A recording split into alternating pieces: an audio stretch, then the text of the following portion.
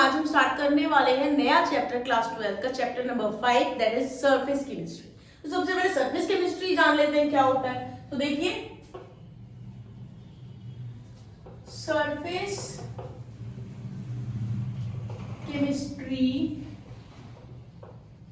deals with the phenomena that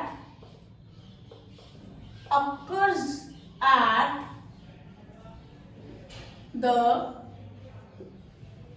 surfaces or interfaces।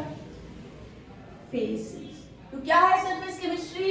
Surface chemistry उन phenomena से deal करती है, उन प्रोसेसेस से डील करती है जो सरफेस पे होते हैं या इंटरफेसेस पे होते हैं। सरफेस तो आपको पता ही होगा, जैसे कि मेरे पास ये डस्टर है, ये इसका सरफेस है, तो इसके सरफेस पे होने वाले फिनोमेना।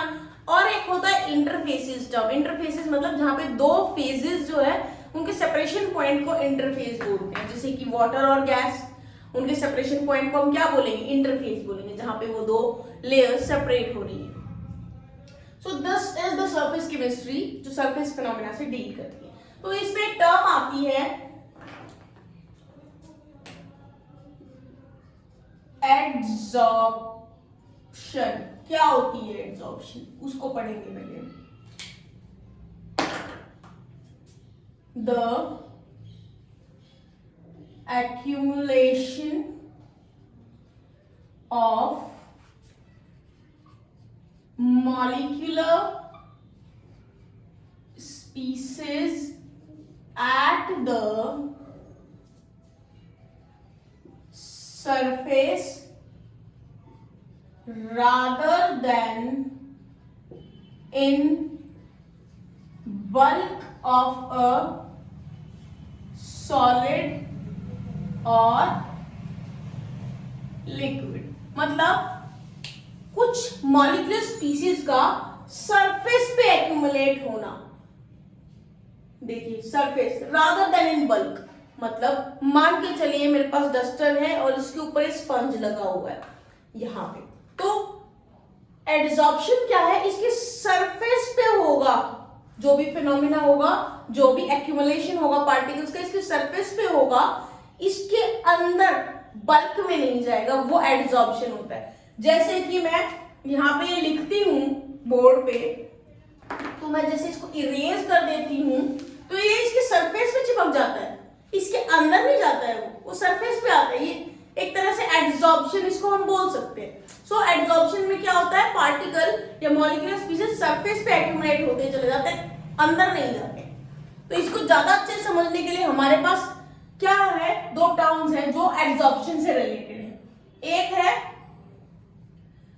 एड्सोर्बेट और दूसरी है एड्सोर्बेंट।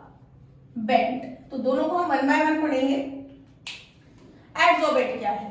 ये वो सब्सटेंस है which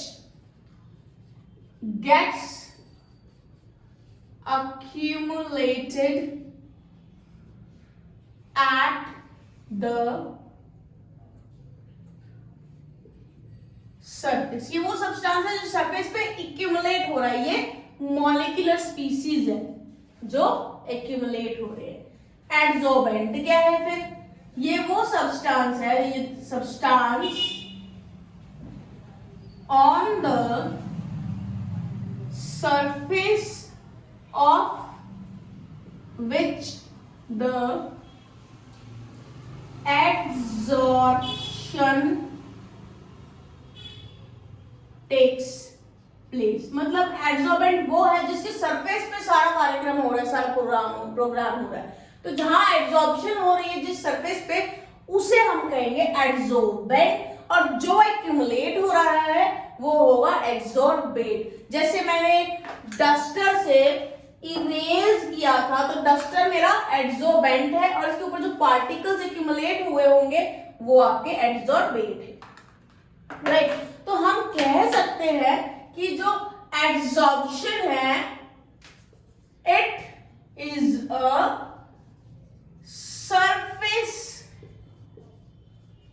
फिनोमेना, ये एक सरफेस फिनोमेना है, सरफेस पे होने वाला फिनोमेना। सो अब हमें पता चल ही गया है एड्सॉर्प्शन क्या होता है और एड्सॉर्प्शन से रिलेटेड एड्सॉर्बेट और एड्सॉर्बेंट क्या होते हैं। तो अब हम जानेंगे कुछ अच्छे, कुछ गुड एड्सॉर्बेंट जो सरफेस प्रोवाइड करते हैं एड्सॉर्प्शन के लिए। तो अच्छे एड्सॉर्बेंट क्या हो सकते हैं, उनको कुछ क्वालिटी उनके अंदर होनी चाहिए। क्या क्या क्वालिटी होनी चाहिए पहले वो डिस्कस करते हैं।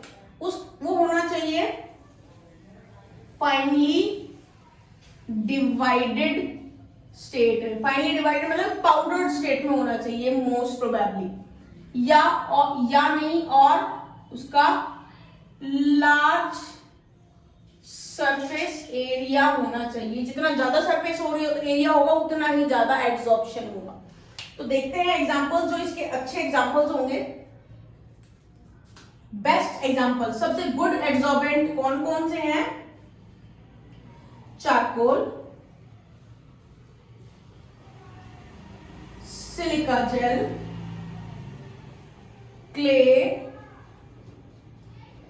कोलाइड्स, मेटल्स पर इन फाइनली डिवाइडेड स्टेट, लेकिन मेटल्स होने चाहिए फाइनली डिवाइडेड स्टेट में। तो ये कुछ गुड एड्सॉर्बेंट्स के मैंने नाम लिखे हैं, आप देख सकते हो, रीड कर सकते हो। अब इसके बाद इतना कुछ जान चुके हैं तो कुछ एग्जांपल्स भी पढ़ लेते हैं एड्सॉर्प्शन के। तो एग्जांपल्स पढ़ेंगे अब हम।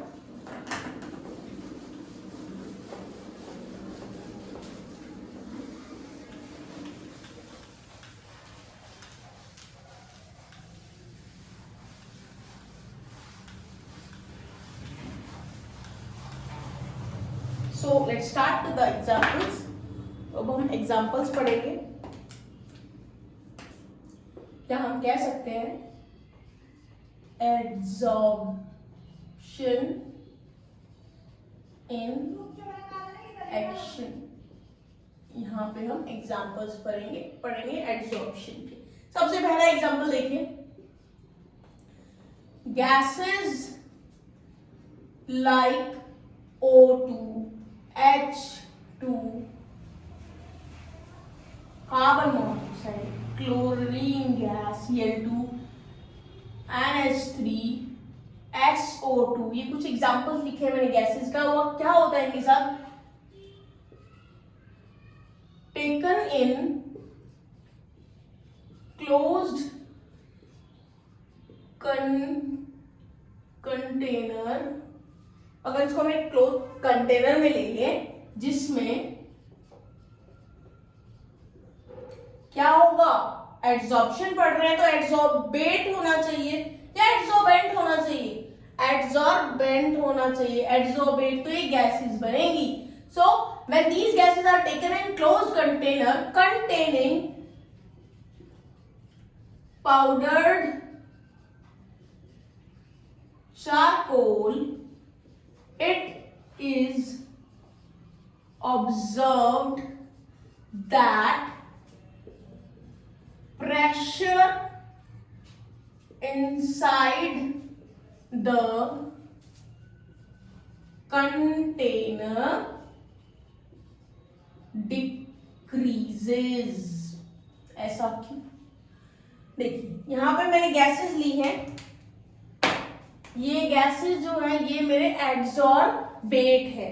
ये क्या करते हैं, जब हम इन गैसेस को एक क्लोज कंटेनर में ले लेते हैं और उस क्लोज कंटेनर में ऑलरेडी चारकोल प्रेजेंट है और वो भी पाउडर्ड फॉर्म में, फेवरेबल फॉर्म में। पाउडर्ड फॉर्म मतलब finally divided form which will enhance it's quality. तो चारकोल क्या करता है, इन गैसेस को अपने सरफेस पे एड्सॉर्ब कर लेता है। गैसेस जब उसके सरफेस पे टच होती है ना, गैस उस पे एड्सॉर्ब हो जाती है, चिपक जाती है उसके सरफेस पे। तो उससे क्या होगा, गैसेस जब एक्यूमुलेट ही आपके चारकोल पे हो जाएगी तो वो जो प्रेशर एक्सर्ट करती है कंटेनर के वॉल्स पे तो वो कम एक्सर्ट होगा ना। तो that's why pressure inside the container will decreased because particles are absorbed on the surface. तो ये एक एग्जांपल हो गया आपका। अब हम दूसरा एग्जांपल करेंगे, a solution of organic die, जैसे कि मान के चलो मैंने मिथाइलिन ब्लू ले लिया। जब ये डाई जो है इसको क्या किया जाएगा, इसको शेक किया जाएगा। एक कंटेनर में लिया इसको और उस कंटेनर में क्या डाल देंगे, हम उसमें डालेंगे charcoal, animal charcoal.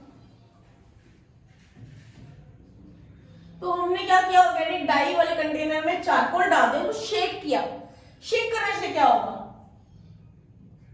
a solution of organic dye when shaked with animal charcoal gets decolorized। वो decolorized होगी जब हम उसको शेक करेंगे ना, तो क्या होगा, ये जो आपका ऑर्गेनिक डाई है मिथाइलिन ब्लू, ये ऑर्गेनिक डाई जाके चारकोल से टकराएगी तो है ही, तो क्या होगा उससे, उसके जो डाई के पार्टिकल्स है जिसकी वजह से उसका कलर है, वो पार्टिकल चारकोल के ऊपर एब्जॉर्ब हो जाएंगे। जब वो पार्टिकल जो कलर इंपार्ट कर रहे थे वो ही एब्जॉर्ब हो गए, तो ये डाई डीकलराइज हो जाएगी, क्योंकि सारे जो कलर इंपार्ट करने वाले पार्टिकल्स थे वो तो चारकोल ने एब्जॉर्ब कर लिए। So this is one more example. एक और एग्जांपल करते हैं, third example. Now when aqueous solution of raw sugar is when aqueous solution of raw sugar passed over the bed of animal charcoal is decolorized as coloring substance। क्या होता है coloring substance is absorbed by charcoal। सो अगर मैं raw sugar का aqueous solution पास करूं, जैसे मैंने animal charcoal ऐसे बिछा रखी है और उसके ऊपर से मैं रॉ शुगर को पास करूंगी, तो ये चारकोल क्या करेगा, उसके कलरिंग सब्सटेंस को एब्जॉर्ब कर लेगा और आपकी रॉ शुगर का एक्वस सॉल्यूशन डीकलराइज हो जाएगा। One more example I will tell you.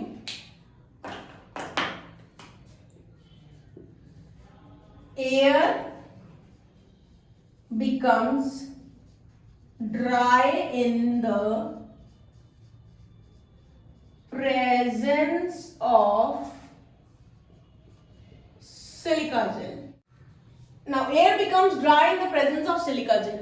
ये एग्जाम्पल आपको बहुत अच्छे से पता होगा, जो आप नई नई बॉटल्स लेके आते हो या कई बार कई शूज वगैरह में भी निकलते, एक छोटे से पैकेट निकलते छोटा सा, उसमें लिखा होता है सिलिका जेल। तो वो सिलिका जेल क्या है, एक गुड एब्जॉर्बेंट है। वो क्या करता है, मॉइस्चर को एब्जॉर्ब कर लेता है और एयर को ड्राई कर देता है। तो इस वजह से जो स्मेल हो जाती है ना वाटर वेपर्स की वजह से बॉटल्स वगैरह में, वो स्मेल नहीं होती सिलिका जेल की प्रेजेंस में। तो सिलिका जेल क्या करता है, एयर को ड्राई बना देता है उसके वाटर वेपर्स को एब्जॉर्ब करके। अब ये एग्जाम्पल पढ़ने के बाद हम थोड़ी सी चीजें और पढ़ेंगे इसी के regarding.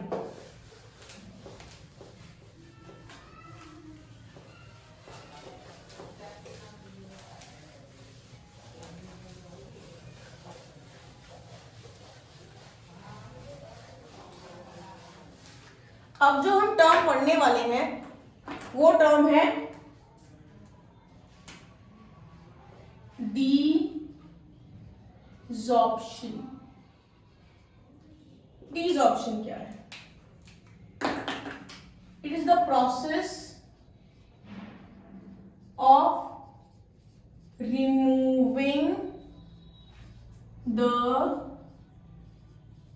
Adsorbed substance from the surface of adsorbent। Adsorbent ने सरफेस पे एड्सॉर्बेट को एड्सॉर्ब कर तो लिया है, लेकिन जो प्रोसेस है जिससे हम उस एड्सॉर्ब्ड एड्सॉर्बेट को एड्सॉर्बेंट के सरफेस से रिमूव करते हैं, उस प्रोसेस को हम डीसॉर्प्शन बोलते हैं। तो ये भी आपको पता होना चाहिए था कि क्या होता है जब मैं इस एडसॉर्बेंट के सरफेस से एडसोर्बेट को हटा दूंगी, जो भी प्रोसेस से इसको मैं रिमूव करूंगी, उस प्रोसेस को हम डीसॉर्प्शन बोलते हैं। नाउ एक चीज मैं बताऊंगी आपको, डिफरेंस समझाऊंगी अब। Difference between adsorption and absorption, ये जानना बहुत जरूरी है। तो इसके बारे में बताऊंगी कि ये जो एडसॉर्प्शन है ये है सरफेस फेनोमेनन, ये है बल्क फेनोमेनन। और एक चीज, जब ये दोनों प्रोसेस एक साथ चलते हैं उससे हम बोलते हैं जॉर्प्शन। ये भी आपको पता होना चाहिए। तो जॉर्प्शन एक नई टर्म है। ये क्या है? When both adsorption and absorption takes place simultaneously, then that process is known as sorption. तो अब पढ़ते हैं डिफरेंस। मान के चलिए आपने देखा होगा चौक के ऊपर अगर इंक लग जाए तो वो इंक बाहर लगती है। अगर उस चौक को आप तोड़ के देखोगे ना, अंदर से वो व्हाइट निकलेगा। क्यों? क्योंकि वो जो चौक पे इंक के पार्टिकल्स लगे हैं ना, वो जो डाई लगी है, वो सरफेस फिनोमिना है, वो एडसॉर्प्शन है, जिस वजह से चौक पे लगी इंक सिर्फ बाहर ही रह जाती है, अंदर नहीं जाती। ये एग्जांपल है एडसॉर्प्शन का। अब एब्जॉर्प्शन का एग्जांपल बताती हूँ। सिलिका जेल, सॉरी, एडसॉर्प्शन में सिलिका जेल नहीं आएगा। एडसॉर्प्शन में मैं आपको एग्जांपल बताती हूँ। जब चॉक को आप पानी में डाल देते हो तो वो पानी अंदर चला जाता है, राइट? तोड़ के देखोगे तो वो अंदर से भी गीला मिलेगा आपको, वो एब्जॉर्प्शन है। या फिर एक और एग्जांपल मैं देती हूँ। स्पंज लेंगे आप, अगर स्पंज को आप सैंड पे रख के उठा के देखेंगे तो वो सैंड उसके सरफेस पे लग जाएगी, अंदर नहीं जाएगी। That is a surface phenomena and that is adsorption. अगर आप स्पंज को पानी में डाल देंगे तो वो अंदर से पूरा गीला हो जाएगा, क्योंकि पानी पूरा अंदर बल्क में चला गया है। That is absorption. I hope आपको दोनों के डिफरेंस समझ में आ गए होंगे। तो आपको एक और एग्जांपल बताती हूं मैं। कैल्शियम क्लोराइड, ये वाटर को एब्जॉर्ब करता है। सिलिका जेल, ये वाटर को एब्जॉर्ब करता है। तो ये दो एग्जांपल्स भी आपके लिए अच्छे हैं अगर आप इन दोनों के डिफरेंसेस को समझाना चाह रहे हो। तो मेन चीज आपको ये पता होनी चाहिए, एडसॉर्प्शन एक सरफेस फिनोमिना है और एब्जॉर्प्शन एक बल्क फिनोमिना।